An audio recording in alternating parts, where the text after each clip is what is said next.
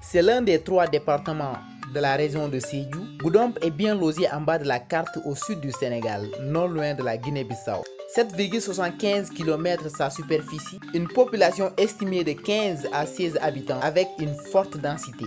Aujourd'hui, nous jetons un coup d'œil vers le garage de Goudomp sur la route nationale numéro 6. C'est aussi un lieu de travail, là où se concentre une partie des jeunes à la recherche d'une petite somme. Ici, je parle des Jakartaman, des conducteurs de moto Jakarta. Ne surtout pas sous-estimer ces jeunes conducteurs. Ils sont pourtant des professionnels, des diplômés, des jeunes entrepreneurs qualifiés. Et pourquoi ils sont désespérément dans les rues avec ces motos Jakarta? Plusieurs facteurs expliquent ces incompréhensions.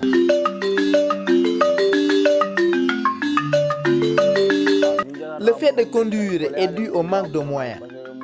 Vous avez vu que parmi nous, certains ont déjà leur diplôme, mais ils optent finalement de conduire pour avoir de quoi servir, pour subvenir aux besoins. D'autres ont connu des perturbations dans leurs études, car ils n'ont pas de soutien pour continuer leurs études. Rien ne va à vrai dire, et ces amis-là sont tous des Jakartaman. Et puis, dans cette vie, personne n'aide. Tu es obligé de travailler.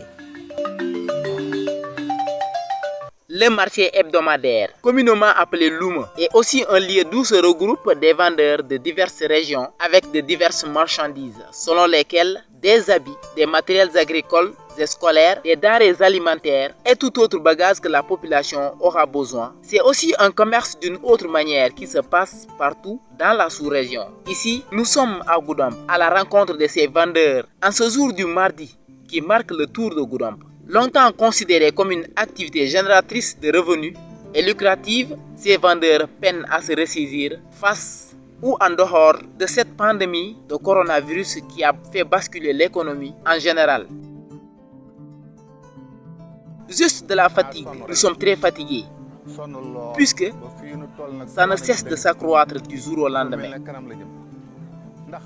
En ce moment, tu es loin de la famille durant 3 mois, sans soutien. C'est plus que dur après Corona. En plus, le déplacement est trop dur car les prix ont connu une hausse. Vous le savez tous.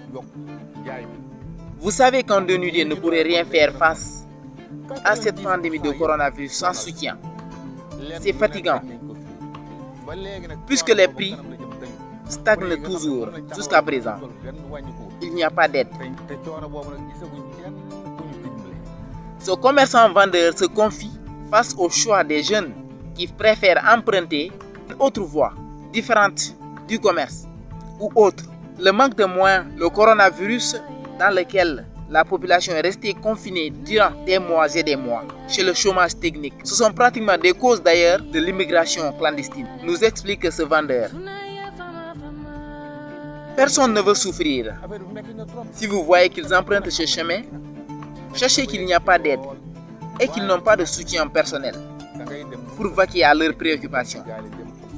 Avec une famille aussi assez large et grande, là où le vieux n'a rien, il compte pratiquement sur toi. C'est encore dur. C'est très dur. C'est aussi impressionnant de voir son frère de l'autre côté, dans les luxes. Et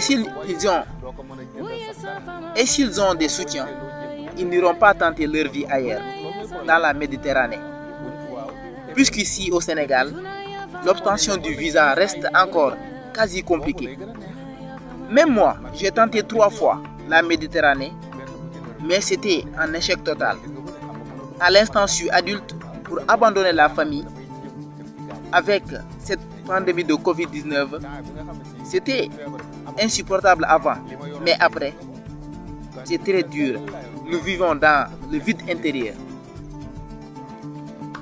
C'est la situation que vivent ces vendeurs. Ils se retrouvent sans soutien et sans solution face aux difficultés incommensurables qu'a laissé cette maladie ou alors cette pandémie de Covid-19.